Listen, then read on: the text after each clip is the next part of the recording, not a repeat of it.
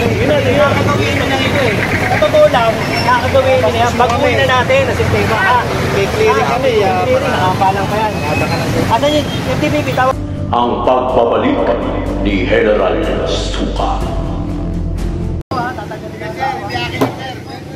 Taong bayan to. Hindi sa'yo to. Wala kang pag-aari dito. Ikibayin natin.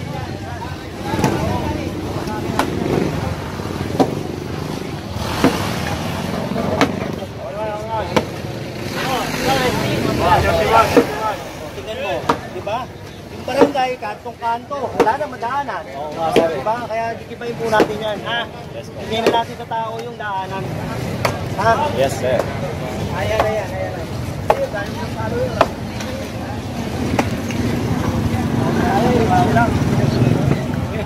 Trabaho lang tayo. Tingnan mo, tingnan tayo. Oo, bait naman yan. Basta mahalwan yung engineer.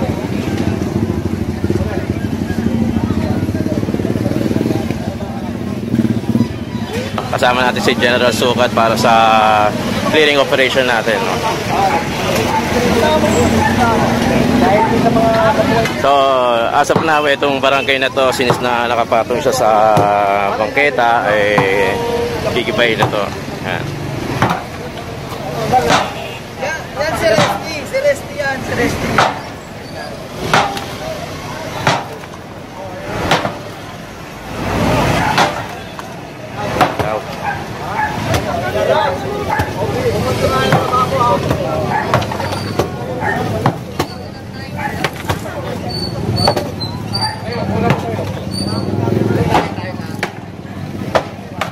Barangay ano to? 11 yata, 11.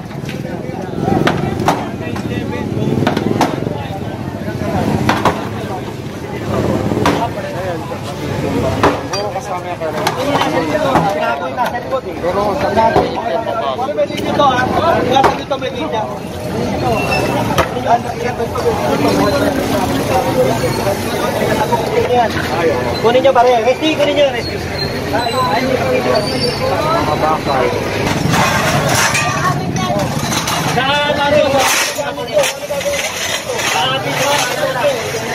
Akutin nyo na rin to.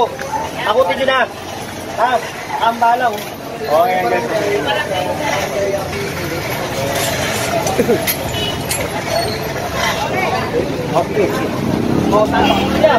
Pagkagawin nyo to, tapos yan. Tapos to i-clear natin to lagyan natin to ng daanan Pero yan, kukunin natin yan. Kasi wala nang gamit yan dyan Baka yan, bahaya pa ng daga at ipis. Tatanggalin natin yan Ngayon, hindi pa ako nataan dyan. Kung meron pwede kumuha yan, kunin na nila.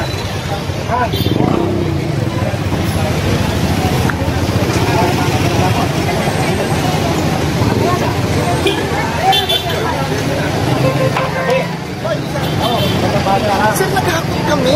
Tama lang kami ng ano. Hindi, kailangan kasi ito kasi hindi, yun nga kasi, ang sabi sa amin kahapon sa nag-release na diba? Bukas. Kaya so, lang. nag-start na kami nagsaservice lang din kami. Tama yun. Yan, yan. Si chairman, nag-self na sila. Tingnan mo, wala lang naman, kaya ginigiba na. Kaya yun lang po. Kaya lang kasi, may paggamit, since isa lang karito namin, hinahapit kami po isa. Kaya lang kayo yun. Anong gamit? Oo nga. Ano ba yan? Government property? Government property. Katabi nyo, Parang itahan. Kasi, Yo, mga kayo, no? So, according to Chairman, Barangay 11, Zone 2, District 1, no? Nag-self-destruct na rin daw sila, no? So, inalis na yung gamit sa loob ng barangay para pag dumating tayong mga engineer, DPS, papakpakin na lang yung kanilang barangay, no? So, ayan. So, ito na yung nagiba natin, yung nasa labas na yun. No? So, actually, gigibahin din to kasi nakapatong to sa bangketa. So, yan, lahat siya gigibahin. No? So, balik na rito kay General Sukat kasama natin, no?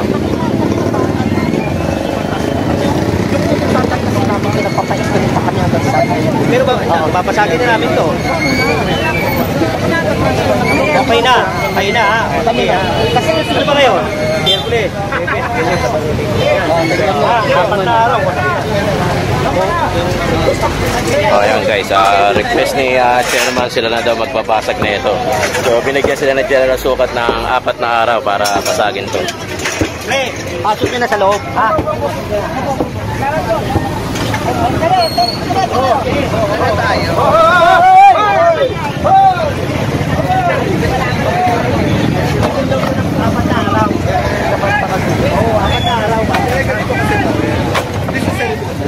Sabihin, kita natin na kahit yung parang tayo. Yan, si Sir Richard yan ha, Sir Richard. Mahataw. Chairman, kayo na maggigiba sa sarili. Oh. Salamat ha. Salamat, okay po. Okay po. Para hindi natin mag-effort masyado. Opo, bagay. Kasi lalakad pa dun. Para nakikita na nakikita na. Tama. Chairman, salamat. Oo. Wala tayong Para at least Ito, masisipag to, di. Magagaling to. Oo nga. Yung mga kasama namin yan, ha. Magagaling na trabaho. Sa video ko lang pinapapanood palagi. Ngayon, personal na lang. Oo, di ba? Sa office nyo. Dito. Ano pa? Hinanap namin kanila sa Engineer Garza, wala pa raw. Ito lang. Yan lang ang kontakin nyo dyan. Siya nga kanina sumunod sa amin. Yan. Chairman, kamusta naman ang mga tao natin dito? Susunod naman. Kailan din sila sumunod? Dahil nakita na nila, di ba, na nagkakaroon dito ng Clearing clearing operation. operation, kailangan sumunod na lahat. Kasi na naman inintay nila eh. Ibahin mo na muna barangay bagong kasi nakikita naman nila, naka-obstruct naman talaga. Pero so far, tanggap naman natin mga lipunan natin So dito. dapat lahat talaga sumunod. Hindi lang tayo pwedeng maniwala sa sabi-sabi ng iba, kundi pag alam nilang nasa obstruction sila, sumunod na sila. Okay, thank you, Chairman. Thank you.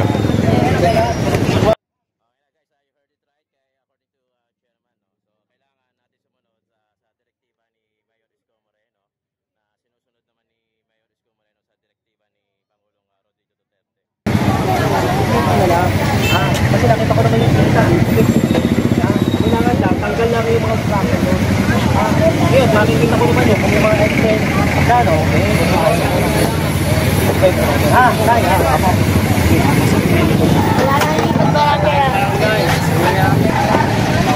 Oh, yan guys. So, ito yung tinuturo kanina na gigibayin kasi nakaharang sa bangketa. So, malinaw na obstruction siya kaya hinigiba din ng ating mga tiga-engineer.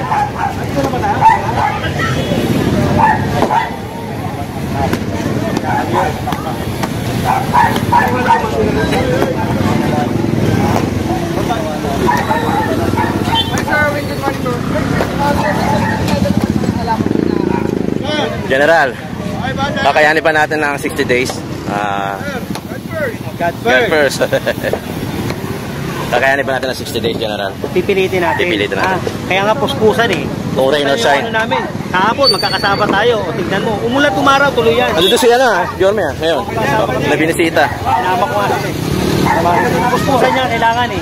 Kailangan na po din. Okay guys, you heard it right. According to General Sukat, kailangan matapos natin within 60 days doon sa binigay na direktiba ng ating butihing Mayor Isko Moreno. No? So, yan.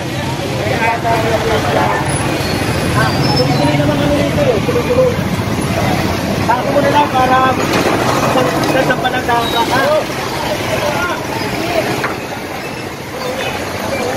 So again guys, kasama pa rin natin si General Sukat. Nandito tayo ngayon sa Recto Asuncion. Sa may bandang dulo to, no? Sa bandang dulo. Patuloy pa rin ang ating paglalakad patungong Delpan tayo, no? So, para tignan kung ano yung mga obstruction na nandito sa may bangketa, no?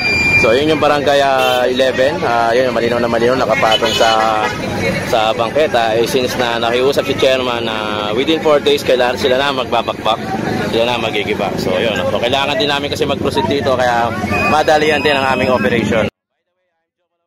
Well, please subscribe to my YouTube channel, click the notification bell for my future uploads for more Kalsada vlogs happening here in Manila, and as much as possible sana maikot natin yung buong Mega Manila para sa inyo, no, para update, no. Although na nakikita nyo naman sa ating mga media, sana makapag-provide tayo ng sarili natin. Okay, pakinggan natin to.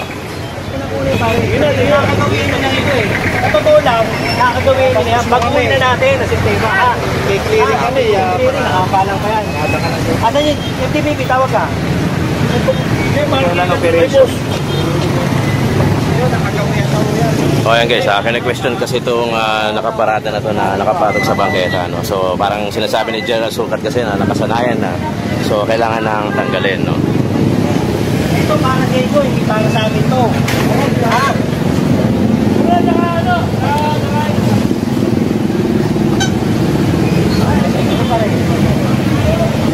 Tawag kayo.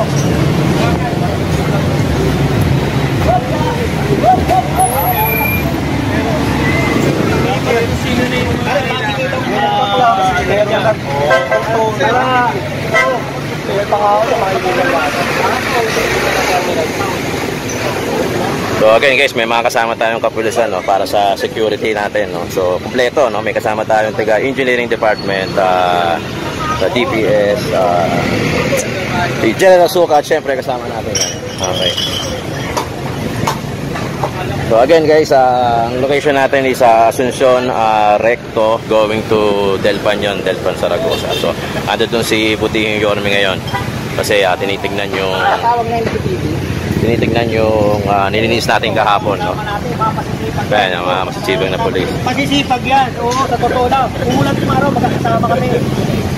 So ayan guys, sila Sir Ruiz, sila Sir Escarca, tapos si Papio. Sir, ayan, mga mabutihin natin polis, no? So trainer siya, hindi niya, kasama din niya ni General Sukat. Okay, God first tayo in 1, 2, 3 and go. God first everyone. Good.